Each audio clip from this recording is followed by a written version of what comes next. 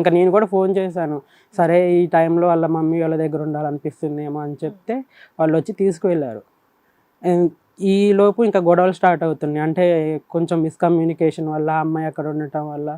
తీసుకువెళ్ళిన వాళ్ళు హాస్పిటల్కి ఇవన్నీ తీసుకువెళ్ళాలి కదా మేడం, అంటే చెకప్స్కి కానీ. ఒక్కతే వెళ్ళి హాస్పిటల్కి చూయించుకోవటం, అంత ఆ ప్రెగ్నెన్సీ విషయంలో గొడవలు అయ్యాయా మీకు? అవి కొంచెం ఫీడింగ్ సరిగ్గా తినకపోవటం, వాళ్ళ అమ్మాయిని వదిలేసి వాళ్ళ పనులకు వాళ్ళు వెళ్ళి ఇదంతా చేయడం. ప్రతిరోజు కాంటాక్ట్ లో ఉంటున్నారు ఫోన్ లో. ఆ, ఆవిడ ఉండేది. ఇవన్నీ చెప్తుందా?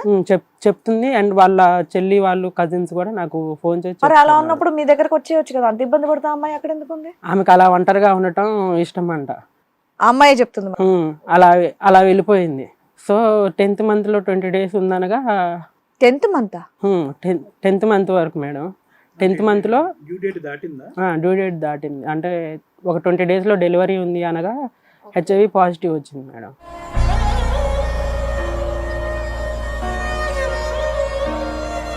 ఓకే. HIV పాజిటివ్ వచ్చింది. ఫస్ట్ టైం 6 months అప్పుడు నీ దగ్గర ఉన్నప్పుడు టెస్ట్ చేశారు. టెస్ట్ హెచ్ఐవి టెస్ట్ చేశారు. HIV ఎందుకు చేశారు హెచ్ఐవి టెస్ట్? జనరల్ గా చేయరు. ప్రెగ్నెన్సీ ఉమెన్ కి జనరల్ గా ఏం చేయరే ఆ టైంలో చేయరు.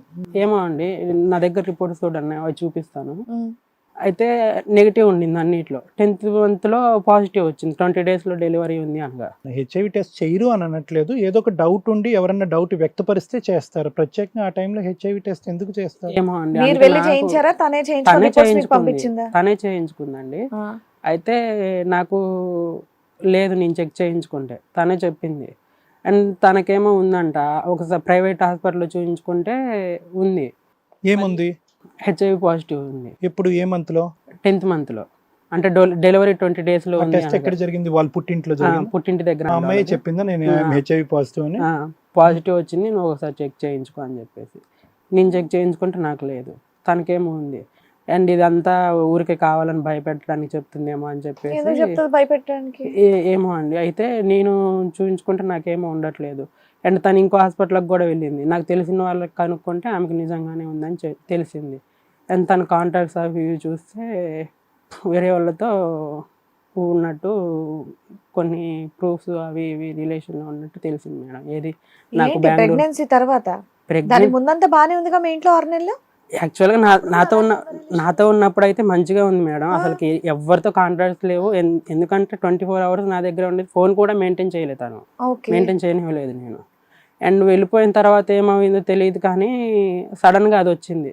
ఏంటి ఇలా రావటం ఏంటని చెప్పేసి తన ఈమెయిల్, ఫోన్ నెంబర్ నా దగ్గర ఉన్నాయి కదా మేడం, అవన్నీ చెక్ చేస్తే నాతో పెళ్లి కంటే ముందు కూడా వేరే వాళ్ళతో రిలేషన్ కంటిన్యూ చేసినట్టు అండ్ వేరే వాళ్ళతో కాంటాక్ట్స్ ఉన్నట్టు తెలిసింది.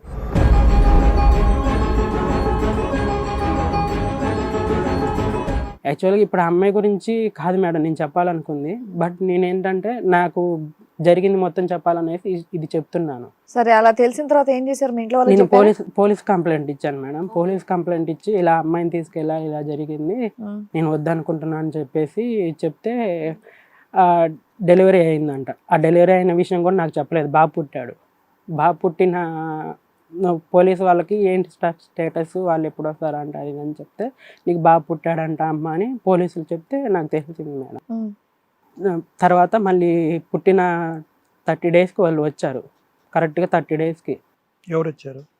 వాళ్ళ అమ్మాయి బాబుని తీసుకొని వచ్చింది అండ్ వాళ్ళ పేరెంట్స్, వాళ్ళకి సంబంధించిన కొంతమంది పెద్ద మనుషులు. హెచ్ఐవి అని చెప్పిన తర్వాత మీ ఇద్దరి మధ్యన కమ్యూనికేషన్ ఉందా? లేదండి, కట్ అయిపోయింది. అయితే ఇంకా ఈ ఆధారాలు నా దగ్గర దొరికినాయి అని ఆవిడకి చెప్పారా? చెప్పాను.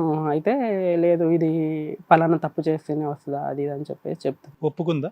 ఒప్పుకోలేదండి, బట్ వాయిస్ మెయిల్స్తో సహా, వాయిస్ రికార్డ్స్తో సహా అండ్ ఫొటోస్ కొంతమంది. ఎప్పుడు నన్ను ఆ డివోర్స్ కి మళ్ళీ నిన్ను పెళ్లి చేసుకోవడానికి మధ్యలో జరిగిన వేరే ప్రయాణం? మధ్యలో జరిగిన ఒక వ్యక్తితోనా చాలా మందితోనా?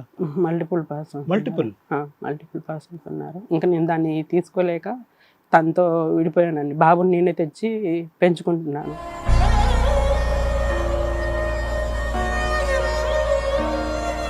ఇప్పుడు మీ దగ్గరే ఉన్నాడు? నా దగ్గరే ఉన్నాడు బాబు. అయితే ఇవన్నీ తెలిసిన మా రిలేటివ్స్ మేడం ప్రపోజల్ పెట్టారు, మ్యారేజ్ ప్రపోజల్. బాబు నెగిటివేనా? బాబుకి యాక్చువల్గా 18 months వరకు చూపించిందండి. ఎందుకంటే తల్లి గర్భంలో కాబట్టి పిండం పెరిగేది 18 months వరకు చూపించింది. అండ్ మెడిసిన్ వాడాలంటే అంటే టానిక్ వాడాలంటే టానిక్ యూజ్ చేసాం. 18 months వరకు నెగిటివ్ చూపించింది. 19th monthలో అంటే పాజిటివ్ చూపించింది 18th month వరకు. 18th month తర్వాత నెగిటివ్ అయిందా? 18 months తర్వాత క్లియర్ అయిపోయింది, నెగిటివ్ అయిపోయింది. సూపర్. అయితే ఇంకా ఆ బాబుని చూసుకుంటూ నేను ఇంకా అవన్నీ ఇప్పుడు అమ్మాయిని కంప్లీట్ గా వదిలేసినట్టే, అమ్మాయితో డివోర్స్ కూడా అయిపోయింది. అయిపోయింది. ఇప్పుడు నెక్స్ట్ ఇవన్నీ తెలిసిన మా రిలేటివ్స్ నాకు మ్యారేజ్ ప్రపోజల్స్ పెట్టారు వాళ్ళ సైడ్ నుంచి. ఓకే. అయితే ఆ అమ్మాయితో విడిపోయిన ఎంత కాలానికి? ఇప్పుడు బాబు కాలానికి ఇప్పుడు present 3 years madam. Okay. Marriage అయ్యి విడిపోయిన 2 yearsకి 2 yearsకి మ్యారేజ్ ప్రపోజల్ పెట్టారు.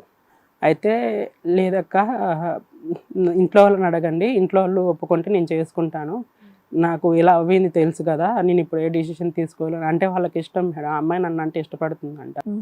మ్యారేజ్ కంటే నా ఫస్ట్ మ్యారేజ్ కంటే ముందు నుంచి ఇష్టపడుతుంది అని నాకు చెప్పేది. అయితే ఒకరోజు ఆమెతో నేను కాంటాక్ట్లో కూడా లేను, ఎప్పుడు చాటింగ్ కూడా చేయలేదు.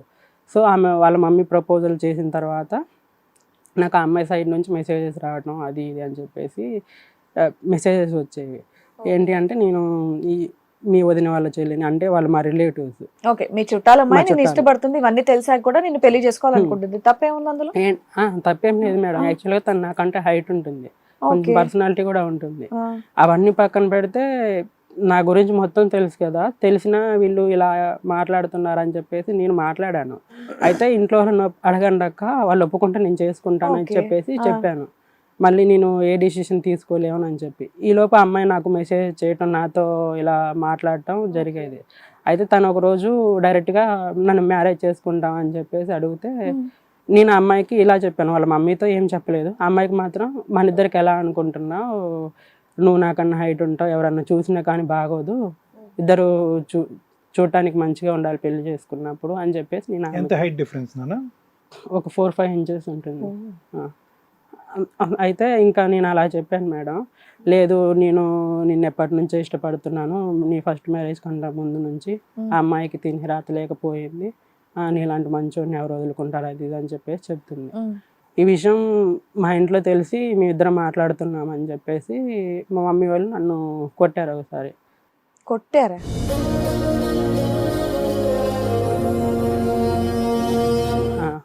అంటే వాళ్ళంటే ఇష్టం లేదు మేడం, వాళ్ళ ఫ్యామిలీ అంటే. ఓకే. కొట్టారు.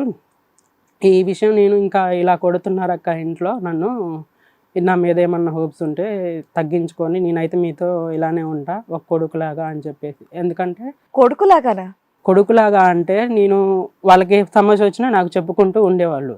అంటే ఏదన్నా సమస్య వచ్చినా కానీ మళ్ళీ పెళ్లి చేసుకుంటున్న అమ్మాయిని మీరు కొడుకులాగా ఉంటానని చెప్పేసి మా అత్తగారికి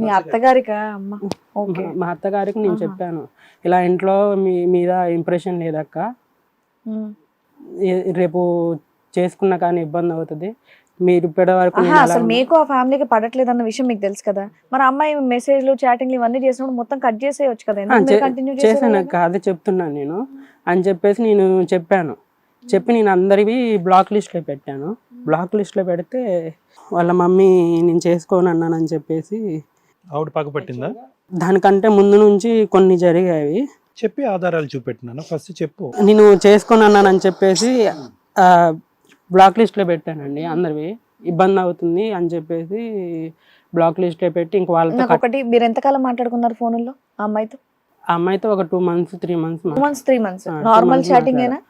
ఏం చేస్తున్నారు, ఏంటి, తిన్నారా, బయటికి వెళ్ళారా, ఇంతవరకేనా లేదంటే దానికి మించి ఏమన్నా? దానికి మించి ఏం లేదు. నేను యాక్చువల్ గా ముంబైలో జాబ్ చేశాను. ఈ అమ్మాయితో పరిచయం అప్పుడు ముంబైలో జాబ్ చేస్తూ ఉండేవాడిని. తను ఎలా చేసేదంటే ఫస్ట్, బావా నేను ఇంట్లో స్టడీ ఆఫ్ చేశాను కదా, వర్క్ ఫ్రమ్ హోమ్ జాబ్ ఏమన్నా ఉంటే చూడు నాకు అని అలా స్టార్ట్ చేసేది. ఇప్పుడు ఏమైందో చూపించండి. అయితే నేను ఇంకా వాళ్ళతో రిలేషన్ కట్ చేసి బ్లాక్ లిస్ట్లో పెడితే, ఎందుకు మమ్మీ ఏడుతున్నావు?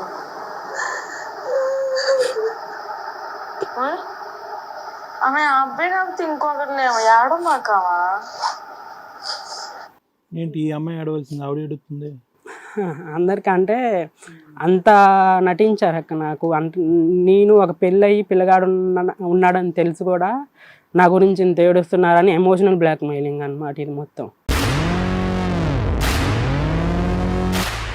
నా గురించి ఏడ్చుకుంటూ ఇలా వీడియోలు పెట్టడం. ఓన్లీ హైట్ ప్రాబ్లం ఏముంది, చుట్టాలమ్మాయి నీ గురించి అంతా తెలిసిన తర్వాత కూడా చేసుకుంటా అన్నప్పుడు మీరు చేసుకుంటే అయిపోద్ది కదా. అంటే వీళ్ళ పేరెంట్స్ కి మా పేరెంట్స్ కి ఇష్టం లేదు అక్క ఫస్ట్ నుంచి. ఎందుకంటే వాళ్ళు ఆల్రెడీ మా అన్నయ్య చేసుకున్నారు కాబట్టి మా పిన్ని వాళ్ళ అబ్బాయిని వాళ్ళతో ఏవో డిస్ప్యూట్స్ వచ్చేవి.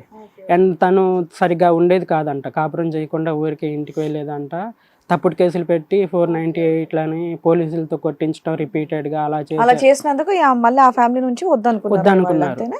అయితే ఇంకా నాకు హిట్ టీవీ యాప్, ఇందులో short news, live news, entertainment shows, movies, digital magazines తో పాటు మీ జిల్లా వార్తలను కూడా ఫ్రీగా చూడొచ్చు. ఇంకెందుకు ఆలస్యం, వెంటనే హిట్ టీవీ యాప్ ని డౌన్లోడ్ చేసుకుని ఫ్రీగా ఎంటర్టైన్మెంట్ పొందండి. Hit TV app. Hit TV app. Please download hit TV app. Hit TV app ని ఫ్రీగా డౌన్లోడ్ చేసుకొని ఎంజాయ్ చేయండి. మీకు నచ్చిన ఎంటర్టైన్మెంట్ కోసం హిట్ టీవీ యాప్ ని ఫ్రీగా డౌన్లోడ్ చేసుకొని ఎంజాయ్ చేయండి. హిట్ టీవీ యాప్ ని డౌన్లోడ్ చేసుకుని ఆస్వాదించండి, ఆశీర్వదించండి. ఇంతమంది సెలబ్రిటీలు హిట్ టీవీ యాప్ ని డౌన్లోడ్ చేసుకోండి అని చెప్తున్నారంటే ఎంత మంచి యాప్ ఆలోచించండి. అమెరికా అమెరికా అమెరికా అమెరికాలో చదవాలనుకునే వాళ్ళకి విశ్వసనీయమైన పేరు మన శౌర్య కన్సల్టెన్సీ. UK లో 1 year masters. UK లో 1 year masters. 2 years work permit up to 5 years visa. Contact Saurya Consultancy. Contact 89851 89851.